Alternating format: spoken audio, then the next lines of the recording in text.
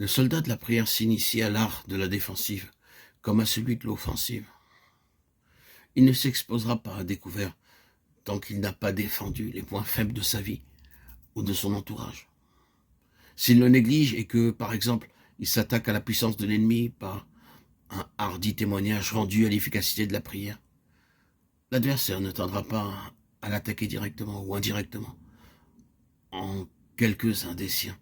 Et l'imprudence apercevra bien tard qu'il a négligé de garder son propre domaine. Il est frappant de constater quelle importance Éphésiens 6 donne à la défensive en même temps qu'il souligne la possibilité de rester debout. 7 versets recommandent l'armure et la défensive. Un seul indique l'offensive, Éphésiens 6, 18. Revêtu de l'armure, toujours sur la défensive, le soldat est prêt à résister aux artifices du diable et de ses légions.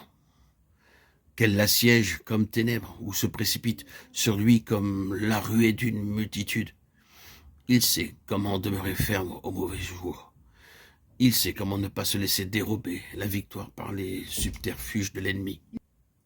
Bien qu'il connaisse l'ennemi et ses séductions, ses insinuations, ses suggestions, ses mensonges, ses contrefaçons, il ne se départit jamais de la vigilance.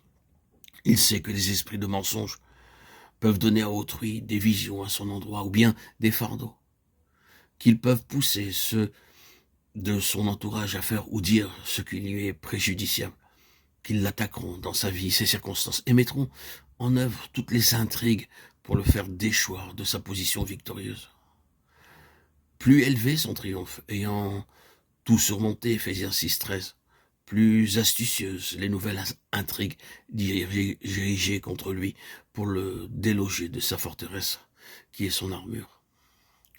Si par quelque moyen, jugement défavorable, trouble, difficulté, les mauvais esprits peuvent le séduire, par exemple l'amener à considérer ces choses comme une croix à porter au lieu d'une œuvre satanique à combattre, il sera mis en défaut, il sera vaincu, parce qu'il n'aura pas su discerner la tactique de l'ennemi.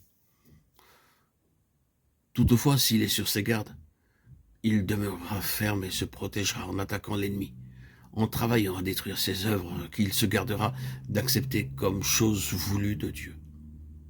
Il est possible de combattre la puissance des ténèbres au milieu même des occupations journalières en priant contre leur œuvre de façon particulière, à mesure qu'on les discerne.